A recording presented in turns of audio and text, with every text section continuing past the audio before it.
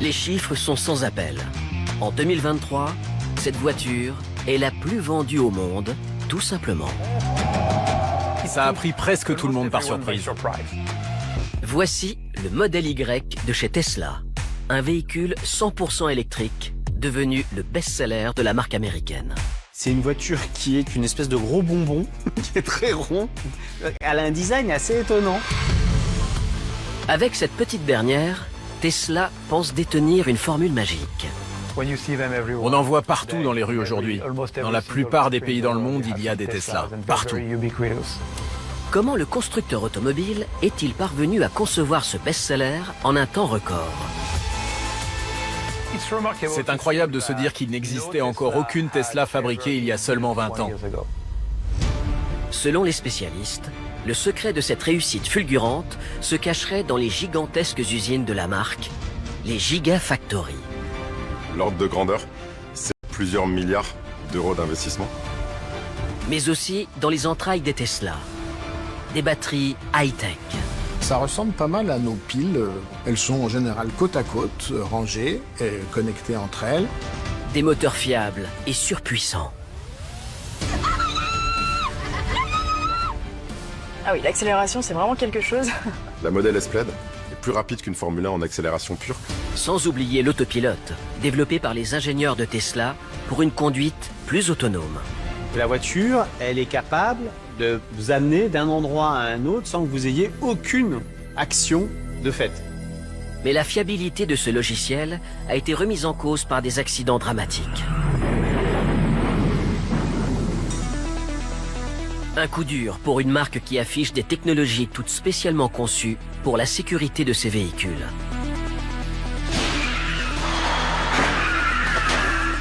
Quelles sont les innovations qui se cachent sous le capot des Tesla? Comment les ingénieurs ont-ils conçu cette berline capable d'enchaîner des centaines de kilomètres sans brûler une goutte de carburant? Et surtout, quelles sont les techniques inventées par Tesla pour fabriquer aujourd'hui la voiture de demain? Grâce à des images de synthèse inédites et à l'analyse des meilleurs experts, nous allons décortiquer cette mécanique 100% électrique, celle d'une marque de voiture qui serait à l'origine des plus importants progrès technologiques de l'histoire de l'automobile. Avec Tesla, la voiture du futur serait-elle déjà là?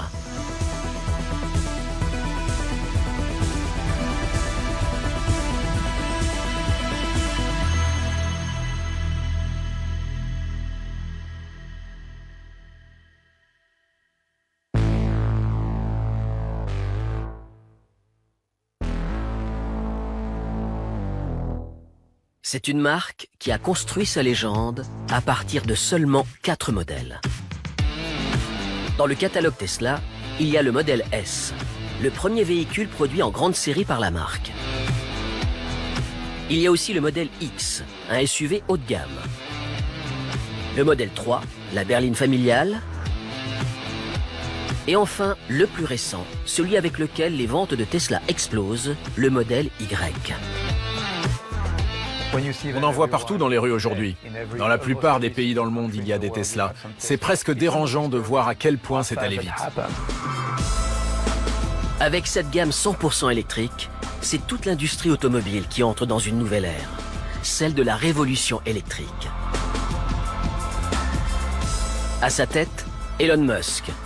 Lorsqu'il se lance dans l'aventure Tesla au début des années 2000, il est l'un des rares à croire en l'avenir de la voiture électrique. À l'époque, on le prend pour un dingue. On le prend pour un type pas sérieux. Les articles qui sortent sur Musk et sur Tesla à cette époque-là expliquent que c'est un type, un hurluberlu, en plus caractériel.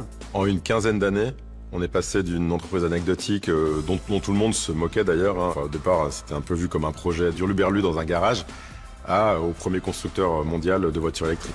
Comment cette marque est-elle devenue en un temps record une véritable superproduction hollywoodienne?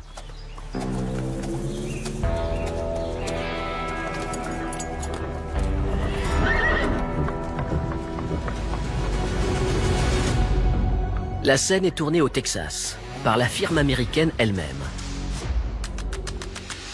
C'est là, au bord du fleuve Colorado, que Tesla a implanté sa dernière gigantesque usine, la plus high-tech, la plus impressionnante aussi, grande comme 100 terrains de football. C'est le plus grand building industriel au monde.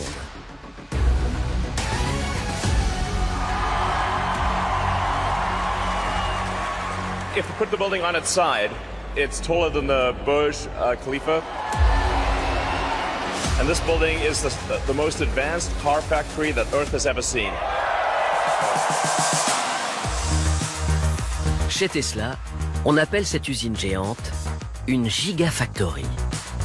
Une fabrique de voitures ultramodernes qui doit permettre la production d'un nombre de véhicules astronomiques. Près d'1 demi-million chaque année. Aujourd'hui, on parle d'une usine qui est capable de produire à la fois les batteries et les voitures. C'est ça, en fait, l'alliance qui crée ce qu'on appelle aujourd'hui une gigafactory. Comme le terme l'indique, giga, c'est une usine qui est assez conséquente. Hein. L'ordre de grandeur, c'est plusieurs milliards d'euros d'investissement. Une gigafactory, c'est une incroyable machine.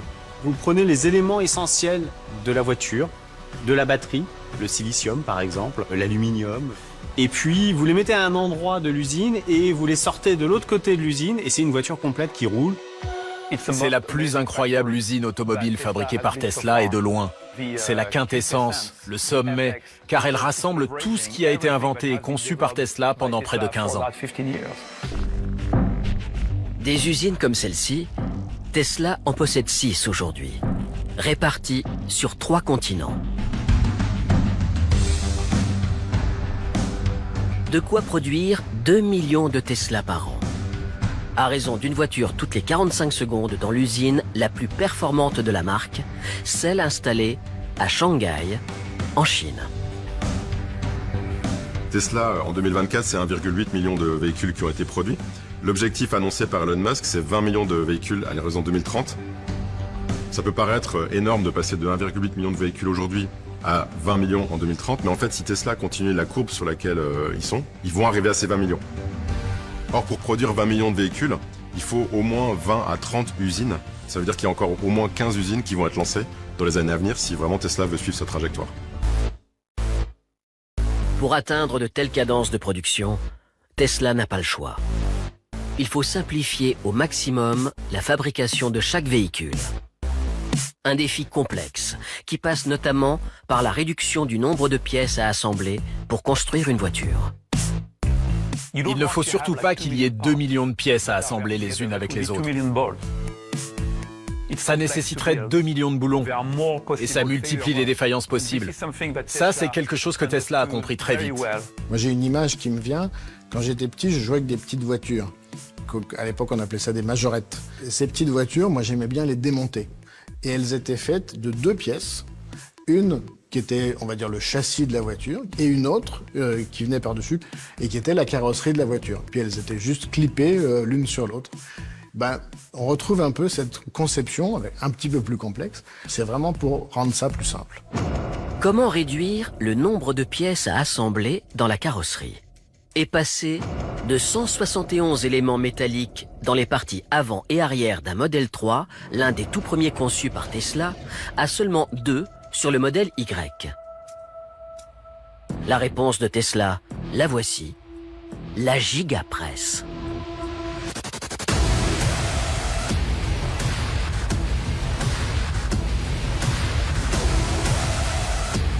C'est la plus grande machine de ce type au monde. Elle pèse plus de 400 tonnes, mesure 20 mètres de long et peut appliquer une force d'écrasement sur le métal de plusieurs milliers de tonnes.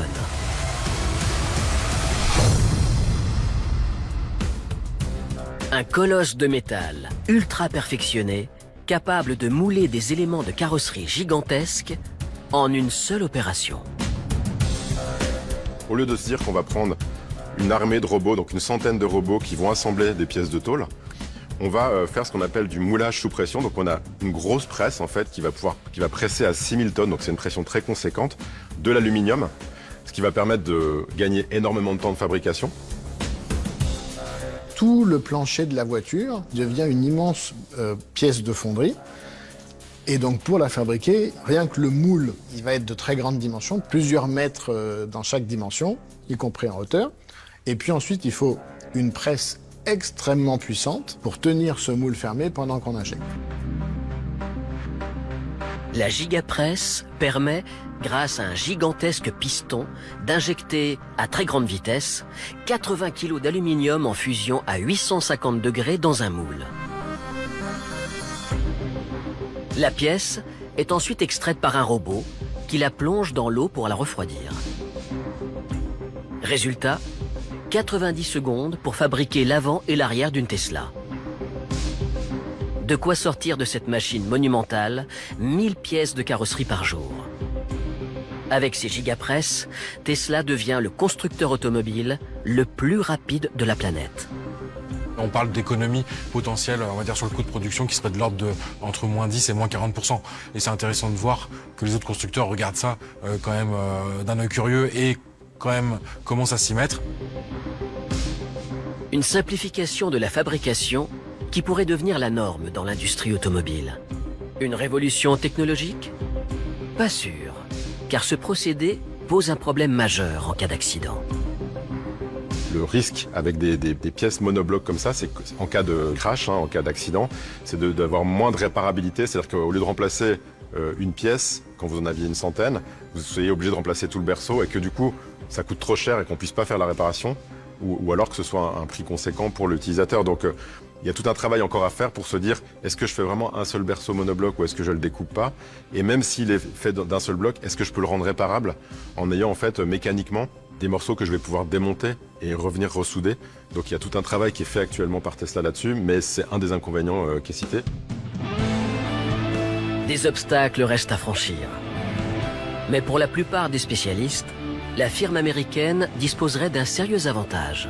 Elle aurait déjà pris une longueur d'avance sur tous les autres. Ça a vraiment propulsé Tesla à un niveau supérieur de production. Et je pense qu'on se souviendra aussi de Tesla comme de l'industriel automobile qui a considérablement réduit la chaîne d'assemblage, et en particulier le nombre de pièces nécessaires pour fabriquer une voiture.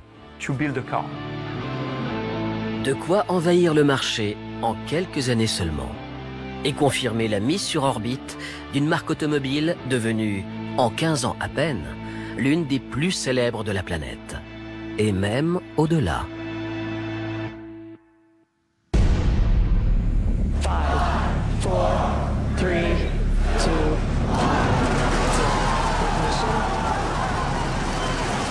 Nous sommes le 6 février 2018.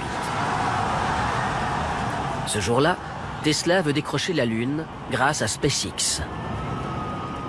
Pour la première fois, l'entreprise spatiale du même Elon Musk envoie dans l'espace un monstre de puissance, le lanceur Falcon Heavy. Et Tesla fait partie du voyage.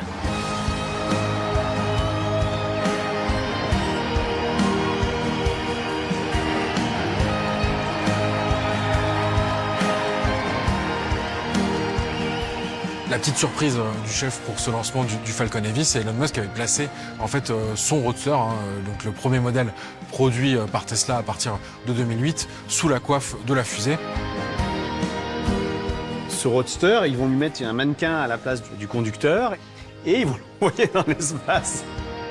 La petite affiche Don't Panic sur l'écran quand la coiffe s'ouvre avec du David Bowie qui retentit.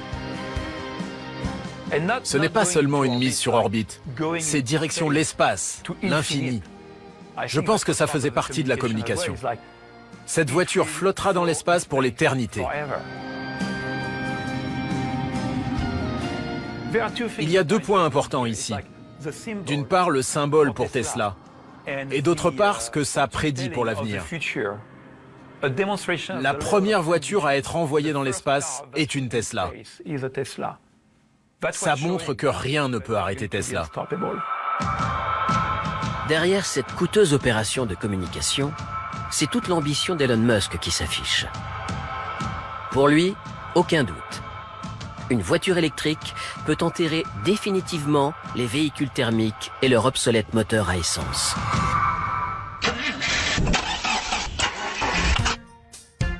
Pour entrer de plein pied dans l'ère du tout électrique, Tesla détient un secret, bien caché sous le plancher de ses voitures, les batteries. Les batteries sont à la fois l'élément essentiel et l'ingrédient secret. Tout le reste, vous pouvez presque vous en passer. Les batteries sont extrêmement difficiles à fabriquer. C'est de la chimie. Elles sont composées de matériaux rares. On le dit souvent, la batterie représente 30, 40, quelquefois même plus % de la valeur de la voiture, ce qui est énorme. J'ai discuté avec un représentant du centre de service Tesla. Je lui ai demandé combien ça coûterait de remplacer ma batterie. Il m'a répondu, c'est environ 15 000 euros. J'étais choqué. 15 000 euros, c'est le coût de remplacement du pack batterie. La batterie, c'est le pilier de la révolution électrique de l'industrie automobile. Un élément qui focalise toutes les attentions et sans lequel rien ne serait possible. Alors ça ressemble pas mal à nos piles. Elles sont en général côte à côte, rangées et connectées entre elles. Dans la première Model S, il y en avait près de 8000. Dans une Model 3, je dirais qu'il y en a environ 6000. Et puis maintenant, dans une Model Y, ils ont commencé à utiliser des cellules un peu plus grosses, donc je dirais de l'ordre de 2000 cette fois. C'est beaucoup de piles. Beaucoup de piles, les unes après les autres, soudées les unes entre les autres. C'est vraiment un élément qui est sous le plancher. Donc en fait, quand on rentre dans le véhicule, on s'en rend pas forcément compte, mais c'est entre l'endroit où on pose ses pieds et puis le bas de la voiture, en fait, il y a cette batterie. Il faut imaginer le poids que ça pèse. C'est probablement le quart du poids total de la voiture. Peut-être même le tiers. Un pack batterie de plusieurs milliers de cellules reliées en série les unes aux autres et scellées dans une structure rigide. Le tout installé à seulement quelques centimètres du sol. De quoi abaisser au maximum le centre de gravité du véhicule. Normalement, dans une voiture, on n'a pas ce centre de gravité aussi bas. Là, vous allez vraiment avoir ce côté d'une voiture qui paraît lourde et donc qui a cet effet d'entraînement, mais en même temps qui a une certaine agilité, notamment dans les virages, où elle va vraiment coller à la route, et donc ce qui permet d'avoir aussi ce côté un petit peu sportif, dynamique, véhicule Tesla en général. Tous les spécialistes semblent le confirmer. Ce pack batterie jouerait un rôle crucial dans la tenue de route des Tesla. Alors, on a décidé de vérifier.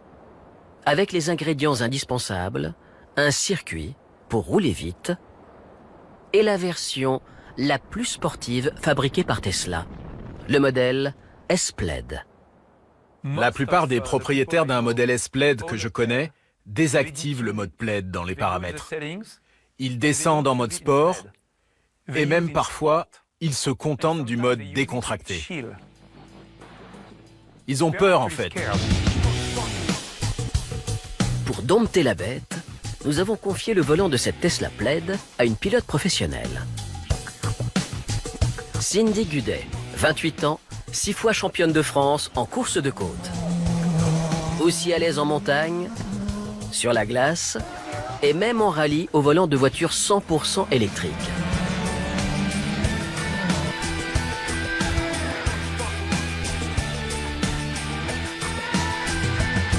Sur la piste, la Tesla Plaid affiche des caractéristiques techniques à couper le souffle. 322 km/h en vitesse de pointe. Et une puissance de plus de 1000 chevaux sous la pédale d'accélérateur. De quoi avaler le 0 à 100 km/h en 2 secondes seulement. Ah, quand même.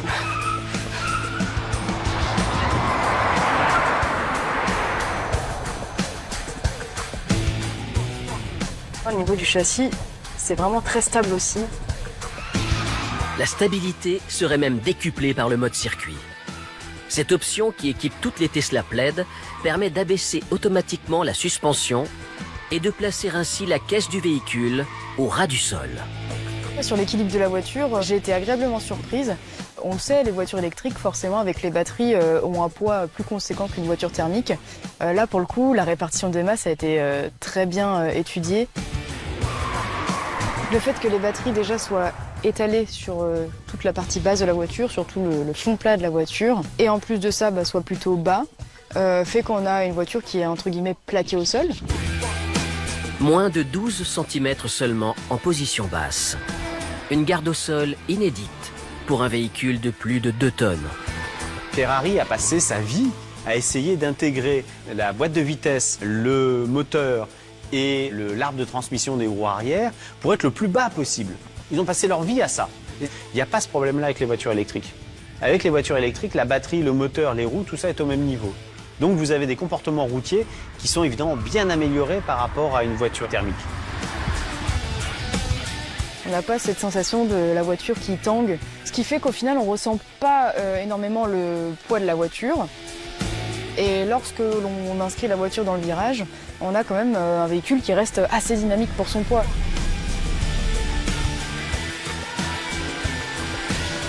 Il ne faut pas trop tarder non plus à rentrer dans les virages, sinon on n'arrive plus à inscrire correctement la voiture. Donc la technique de pilotage, elle ne change pas. Il faut simplement s'adapter au fait d'avoir de nouveaux indicateurs en fait. Et ce n'est pas tout. Car ce pack batterie ultra rigide installé sous le plancher du véhicule aurait un autre avantage. Celui de rigidifier la voiture en reliant les essieux avant et arrière dans un élément indéformable, ou presque. 3, 2, 1.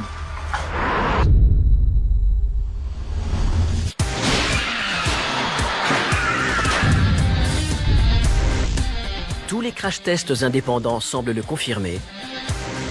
Une Tesla encaisserait les chocs bien mieux que n'importe quelle autre voiture. 3, 2, 1. Cette structure du châssis, un peu comme un skateboard, c'est aussi un avantage pour la sécurité, car ces 4000 piles installées entre les deux essieux sont impossibles à écraser. Ce pack batterie va créer, on va dire, une sorte de cocon de protection en fait de l'habitacle où les utilisateurs vont vraiment être protégés parce que de toute façon le pack batterie il doit vraiment résister à tous les chocs et comme il est situé vraiment au niveau de l'habitacle, en fait, vous allez avoir vraiment ce rôle des parties extérieures, typiquement le capot avant, la partie arrière, qui vont absorber le choc. Je crois que c'est la toute première fois que la presse du bureau d'homologation américain qui réalise les crash tests n'était pas capable d'écraser le modèle S.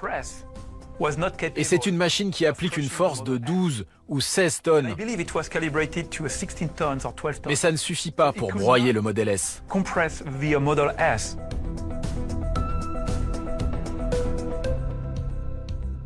Et comme il y a ce pack batterie très lourd qui est placé au plus bas dans la voiture, c'est quasiment impossible de la retourner. Impossible de partir en tonneau. Elle reste sur ses 4 roues. Une conception high-tech qui permet au pack batterie de fournir l'énergie au véhicule tout en renforçant sa structure. Résultat, Tesla transforme les tests en argument marketing et affirme que ces véhicules sont capables de surpasser sur tous les terrains les voitures traditionnelles encore équipées d'un moteur à essence. Des arguments massus que les internautes ont décidé de vérifier lors de confrontations à très grande vitesse.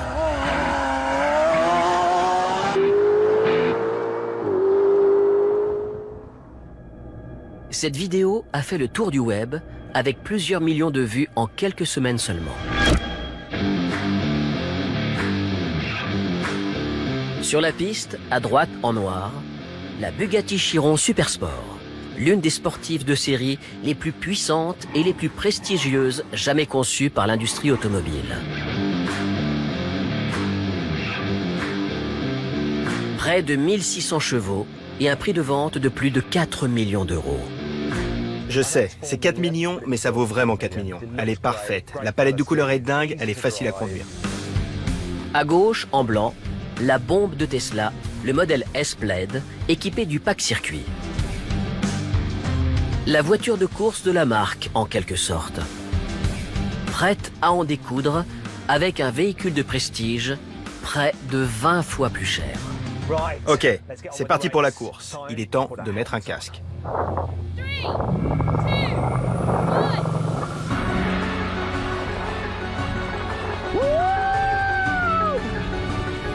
L'accélération est fulgurante et la Tesla laisse littéralement sur place la Bugatti. Même si celle-ci finit par rattraper son retard, au bout de plus d'un demi-kilomètre.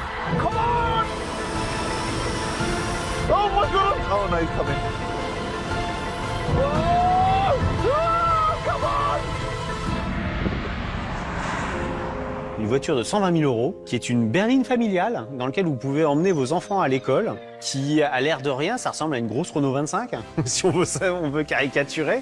Ça explose, une Bugatti qui est une masterpiece de l'orfèvrerie de la voiture, qui est le top du top de ce qu'on peut faire avec une voiture thermique, et ben ça les bat.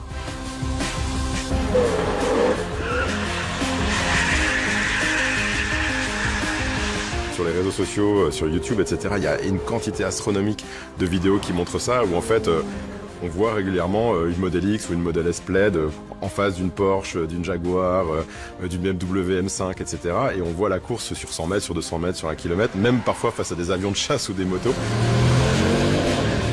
C'est un point qu'Elon Musk a vu très tôt, ça, c'est de se dire que faire une voiture électrique, il ne faut pas que ça devienne un véhicule qui soit uniquement tourné vers l'enjeu environnemental. Il faut aussi que ce soit un véhicule qui garde les caractéristiques qui font que les gens qui aiment conduire aient envie d'acheter ce véhicule.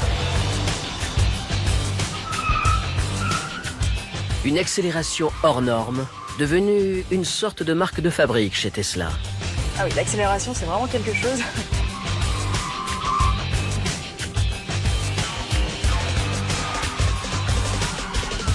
En fait, il faut même être patient avant d'accélérer parce que si on accélère trop tôt, on a tendance à se faire embarquer.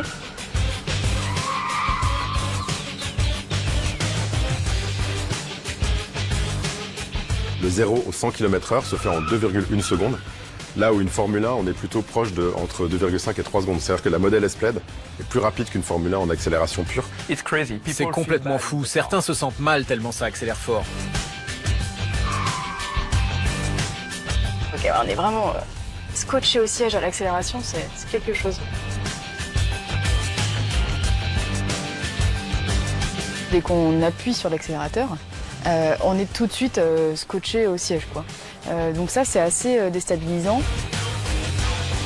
Une courbe de puissance sur une voiture thermique est plutôt très progressive, donc c'est-à-dire qu'elle monte petit à petit. Là, pour le coup, la voiture électrique, elle monte d'un coup et ensuite elle stagne. Le couple vient instantanément et ça, je pense que c'est des choses qu'on retrouve rarement, que ce soit d'ailleurs sur une voiture de sport, une voiture de série ou une voiture de course. Alors, c'est pas une voiture de course. L'ergonomie à l'intérieur fait qu'on n'est pas dans une voiture de course du tout. On est bel et bien dans une routière, mais avec des performances qui sont très élevées.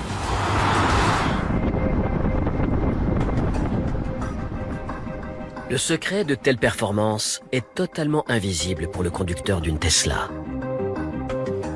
Quand vous ouvrez le capot de la voiture thermique, vous voyez le moteur, c'est-à-dire la grosse boîte métallique dans laquelle il y a les cylindres.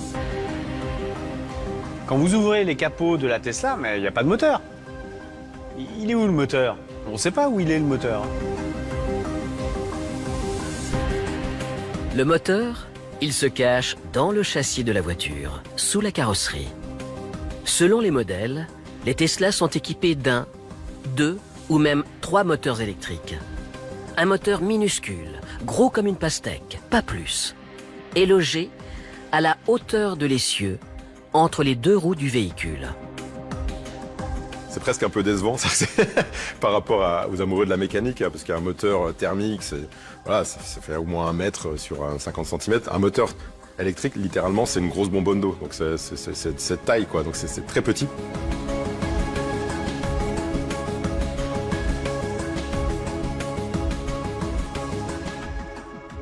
Le spectre d'un moteur électrique est très large. Le couple est le même de 0 tour minute jusqu'à la vitesse de rotation maximum. Et c'est très confortable. Quelle que soit la vitesse à laquelle on roule, on appuie sur l'accélérateur et le couple est tout de suite disponible. L'invention de ce moteur électrique ne date pas d'aujourd'hui. Elle est même plus ancienne que celle du moteur à essence. Le premier à en déposer le brevet à la fin du 19e siècle, c'est l'ingénieur américain Nikola Tesla, justement. Il est à l'origine du principe de fonctionnement des moteurs qui équipent la marque de voiture, qui lui rend hommage en portant son nom aujourd'hui. Son invention, c'est le moteur à induction à courant alternatif. Une technologie révolutionnaire composée de deux éléments essentiels, le stator et le rotor. Quand un courant alternatif est envoyé dans le stator, il crée un champ électromagnétique tournant. Le rotor, lui, joue alors le rôle d'aimant et se met à tourner lui aussi, entraînant au passage les roues de la voiture. Le stator est immobile, comme son nom l'indique, le rotor est immobile. Et le rotor a un axe et vous mettez deux roues des deux côtés du rotor et vous avez un moteur électrique pour une voiture. C'est d'une simplicité biblique comme truc. Et hop, ça tourne et ça avance. C'est incroyablement simple, un moteur électrique. Le moteur de la Tesla, il est très simple. Un moteur électrique qui comporte d'ailleurs 20 fois moins de pièces qu'un moteur traditionnel à essence. Très peu de pièces en mouvement, donc très peu de frottement, donc très peu d'usure. Voire pas du tout. Il y a des Tesla qui ont passé le million de kilomètres aujourd'hui. Il a fallu changer la batterie, bien sûr. Mais je sais que certains roulent toujours avec le moteur d'origine. Donc ce moteur est capable de parcourir plus d'1 million de kilomètres. Il n'y a même pas de vidange à faire. Ce moteur serait donc robuste, doté de performances exceptionnelles et sans aucun entretien.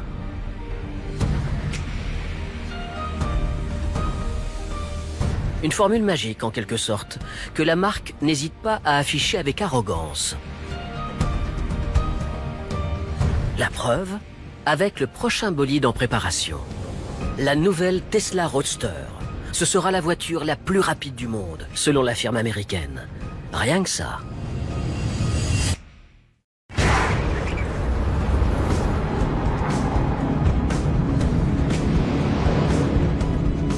Il le promet avec 1000 km d'autonomie, un 0 à 100 en à peine 2 secondes. Donc là, il atteint encore de nouveaux sommets d'accélération et une vitesse de pointe à 400 km/h. Donc vraiment, on va dire 3 records là d'affilée qui n'ont jamais été vus dans la production automobile pour un modèle qui est annoncé à 250 000 $. Donc là, on revient finalement dans le Tesla du très haut de gamme, de l'exclusif. C'est qu'il entretient quand même sans être sur les routes, cette notion de il y a une voiture qui dépasse tout ce qui a jamais été fait, qui est une voiture juste extraordinaire et qui, quand elle sera produite en série, va probablement être une voiture que les gens vont s'arracher.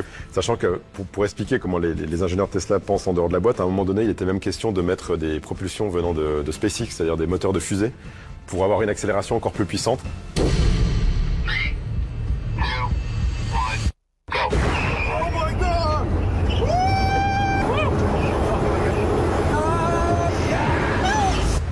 Ce spot de pub produit par la marque ne montre encore qu'un prototype en image de synthèse. Un moyen pour Tesla d'entretenir le mythe et de déchaîner au passage les passions en rassemblant des millions de fans sur Internet. Ready? You ready? No.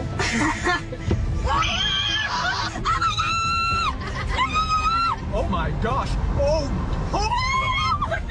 La success story pourrait s'arrêter là comme un happy end.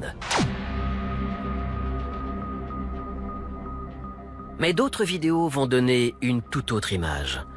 Et poser sur la marque une question que le succès n'avait encore jamais permis de soulever. Celle de la fiabilité.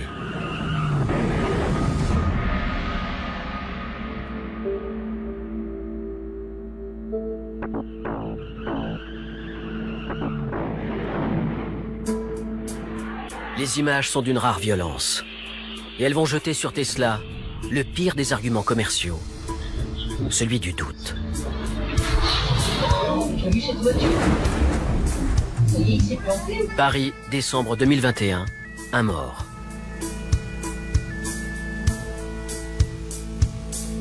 Et puis Chaouzhou, en Chine, novembre 2022, 2 morts.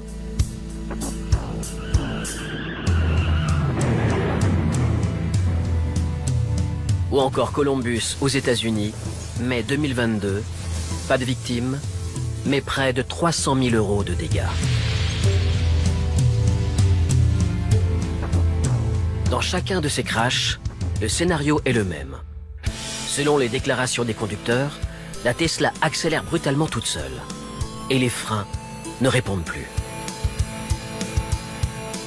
Ça reste anecdotique par rapport au nombre de kilomètres parcourus, mais c'est des cas qui sont très médiatisés parce que c'est très impressionnant.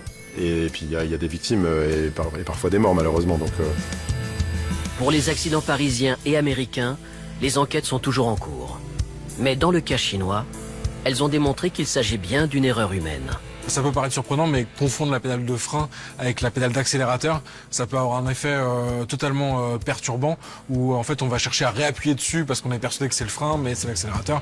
Donc a priori on est plus sur une erreur humaine, mais qui forcément a des conséquences assez fortes sur des véhicules avec des telles puissances, quoi.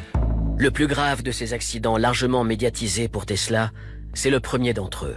Celui qui va tuer Joshua Brown le 7 mai 2016, alors qu'il a activé le système de conduite assistée de sa Model S, l'autopilote. Une option dont il vantait les performances dans une vidéo postée sur le web quelques semaines avant son accident. Voilà, là on est dans les bouchons sur la 271. Et miracle, la voiture fait presque tout toute seule. Je n'ai même plus besoin de mes mains. C'est vraiment relaxant. On va mettre un peu plus de temps pour arriver à destination, mais au moins, pas besoin de se stresser. Il suffit de la laisser faire. Cet autopilote qui permet à la Tesla de Joshua Brown de tout faire toute seule, c'est un logiciel complexe développé par la marque. Son rôle, permettre un jour de laisser un véhicule conduire ses passagers vers leur destination finale sans aucune intervention humaine. C'est la capacité d'un véhicule à conduire tout seul dans un certain nombre de situations. Donc ma voiture, je lui fixe une consigne de vitesse, mais elle va être capable de varier cette vitesse en fonction du véhicule qui est devant. Tesla a ajouté le suivi des lignes de la route, qui là aussi, sur autoroute, va ajouter un confort supplémentaire, parce que là, vous n'avez plus à toucher non plus au volant. En revanche, le conducteur doit garder les mains sur le volant, qui est en fait la sécurité réglementaire pour s'assurer que le conducteur est toujours en contrôle en fait de ce qui se passe.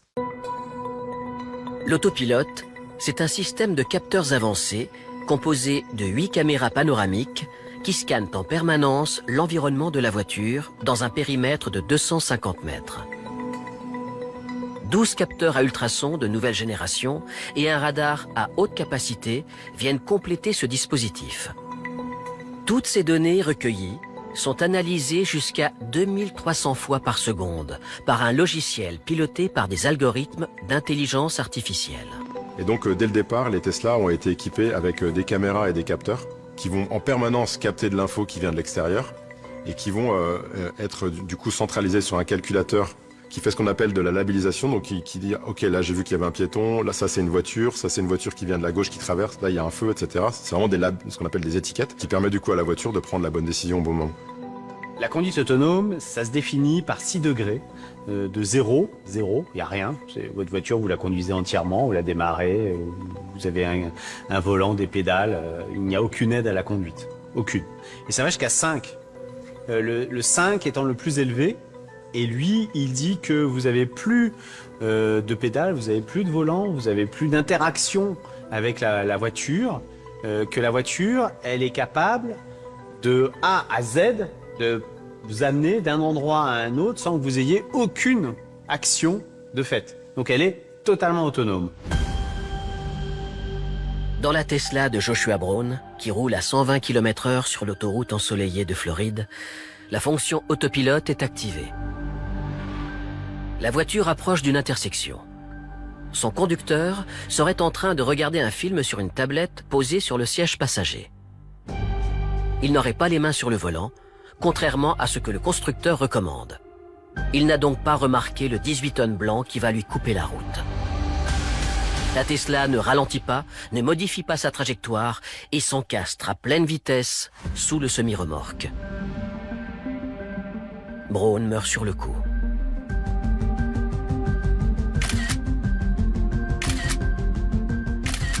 Le camion avait une sorte de... En tout cas, il était blanc ou une sorte de voile blanc devant et du coup, les capteurs n'auraient pas réussi à interpréter cette étiquette comme étant un camion, mais plutôt comme faisant partie du paysage et donc n'a pas vu l'obstacle. Au final, dans l'enquête, le conducteur a été jugé en partie aussi responsable puisqu'il était probablement pas en train d'avoir les yeux sur la route et prêt à réagir. C'est un cas d'école de confiance un peu trop importante certainement vis-à-vis de la machine. C'est-à-dire que on doit rester maître de son véhicule. C'est la législation, c'est pour ça qu'on impose qu'il y ait un pilote, qu'il y ait un conducteur, et qu'il y ait encore un volant, et qu'il y ait encore un frein. Et si vous êtes en autopilote sur une Tesla, et que vous appuyez sur le frein, ça se désenclenche tout de suite. Les cas où il y a des accidents sont beaucoup plus médiatiques parce qu'il y a cette notion de je remets ma vie entre les mains d'un robot.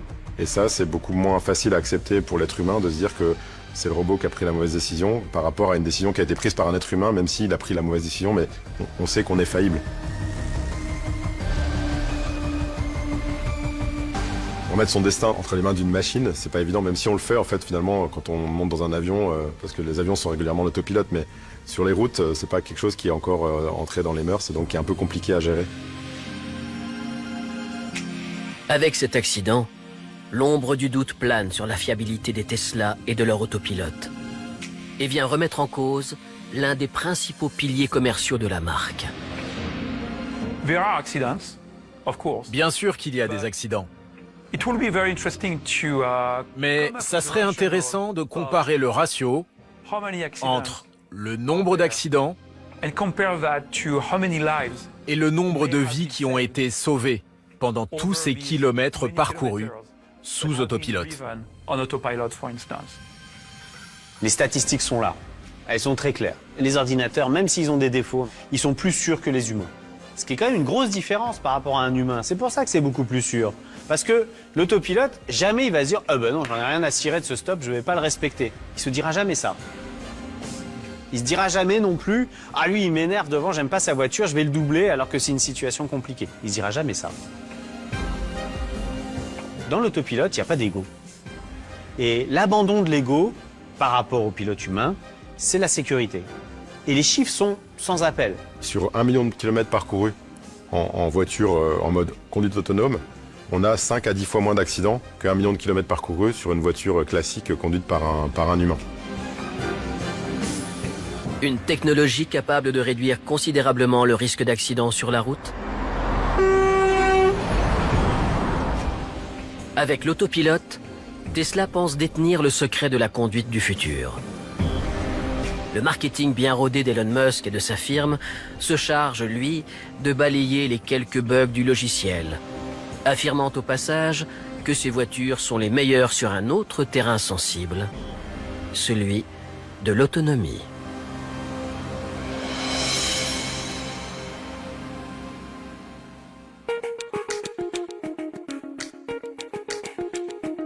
C'est le premier chiffre qui apparaît quand on consulte le catalogue Tesla en vue de l'achat d'un prochain véhicule.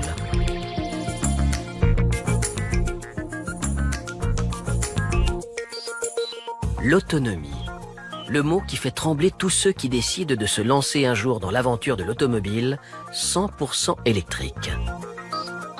Au moment où l'électrique est arrivé, les gens ont développé un concept qui s'appelle l'electric anxiety, donc qui était, mais quand j'ai une voiture électrique, je suis angoissé qu'elle tombe en panne, qu'il n'y ait plus d'électricité dans la batterie. Et que s'il n'y ait plus d'électricité dans la batterie, je sois quelque part perdu dans la nature sauvage, évidemment, et qu'il n'y ait pas d'endroit pour la recharger, ou que j'aille voir un habitant en lui disant « Est-ce que je peux me brancher sur votre prise de 120 ?» et puis passer la nuit chez lui, parce que ça va prendre une nuit avant de pouvoir repartir. Bref, il y a plein de scénarios cauchemardesques autour de l'electric anxiety. Dans le jargon des spécialistes de la voiture électrique, on appelle cela l'angoisse de l'autonomie. Comment estimer précisément le nombre de kilomètres que la voiture peut parcourir avec une seule charge batterie? Il se trouve que moi, j'ai commencé à développer des véhicules électriques dans les années 90. Et on faisait des voitures électriques qui étaient déjà très très bien. Elles avaient presque 70, peut-être même 80 km d'autonomie. On trouvait ça formidable, vous vous rendez compte, on peut faire 80 km avec la même batterie. Mais en fait, non. En fait, une voiture, c'est pas ça. Une voiture, pour l'ensemble des gens, c'est un objet de liberté qui vous permet d'aller beaucoup plus loin.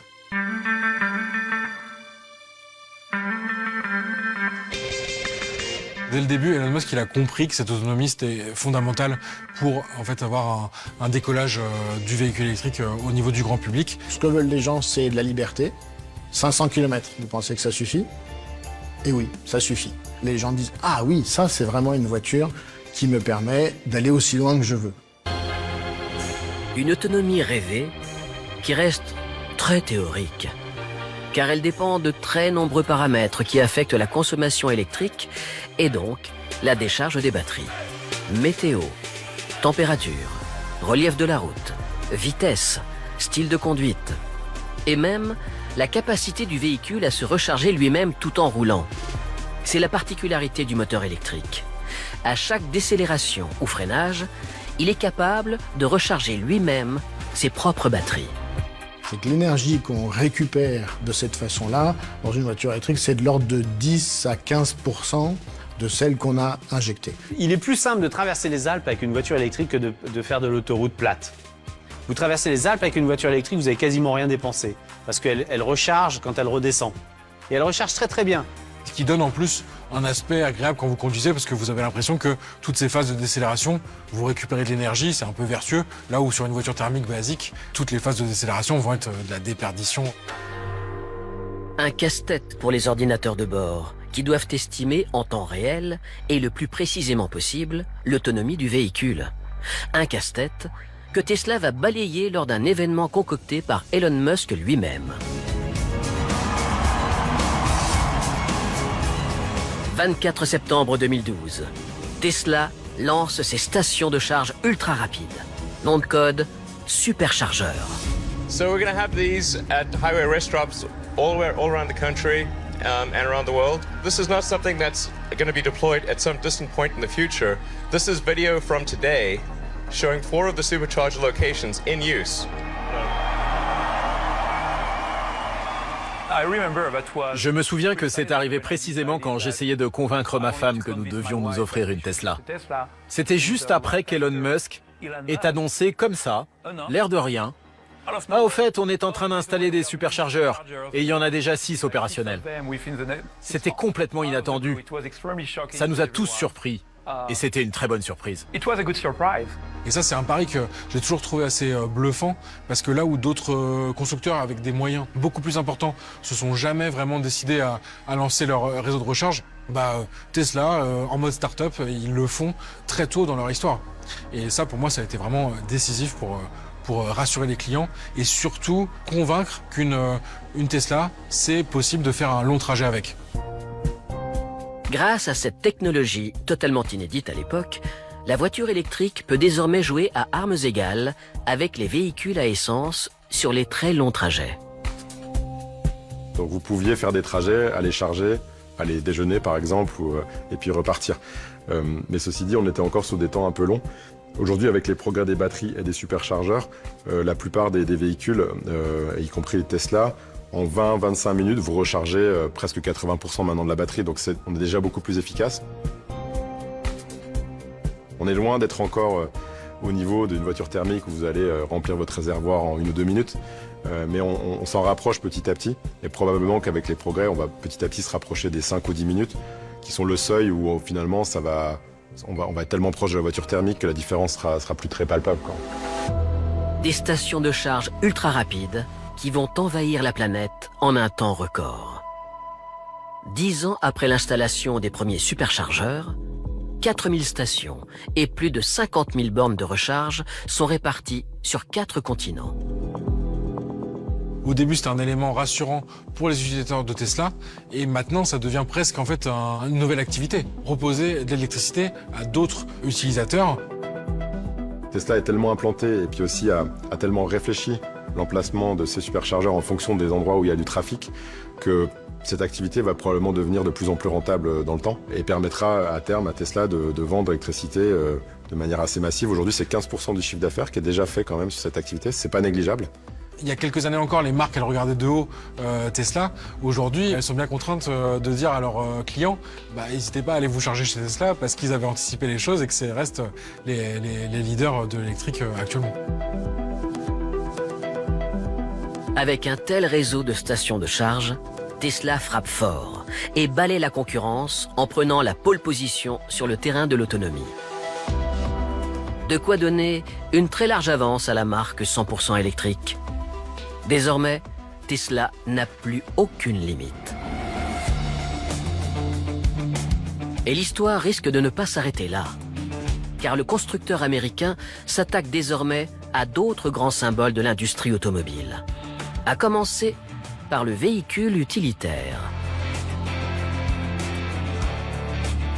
Voici les premières images dévoilées par Tesla du très futuriste Cybertruck. Un pick-up, le véhicule le plus répandu en Amérique du Nord.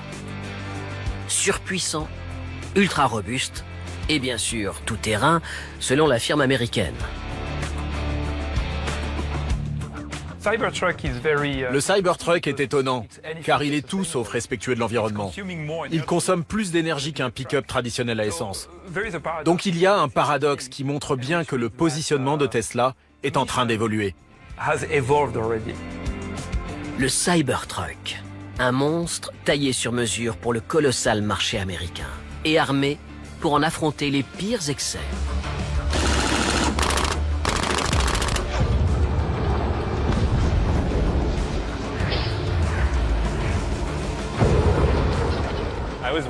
C'est difficile de décrire à quel point j'étais stressé, mais ça a marché. Nous avons tiré à la mitraillette sur ce Cybertruck et il est intact. Dans le viseur de Tesla aussi, il y a un autre marché de taille, celui du poids lourd. La marque s'y attaque avec son fameux Semi, un camion XXL 100% électrique qui pourrait bien révolutionner le transport longue distance de marchandises. Il n'y a plus aucune frontière, plus aucune limite. Demain, Tesla peut littéralement se lancer dans ce qu'elle veut. Aujourd'hui, l'entreprise Tesla seule vaut autant que l'ensemble du reste des constructeurs automobiles cumulés en bourse. Et donc, c'est bien la promesse de ce qui pourra être vendu plus tard, à la fois sur le nombre de véhicules qui peuvent être vendus, mais sur la potentialité d'aller sur plein d'autres marchés adjacents. Et donc, c'est ça ce qu'achètent les investisseurs quand ils misent sur cette entreprise. Cybertruck et Semi. Avec ces deux projets les plus fous, Tesla compte bien conserver son avance et inonder la planète entière de ses véhicules 100% électriques. De quoi révolutionner la route et ses usages. Et si c'était déjà demain ?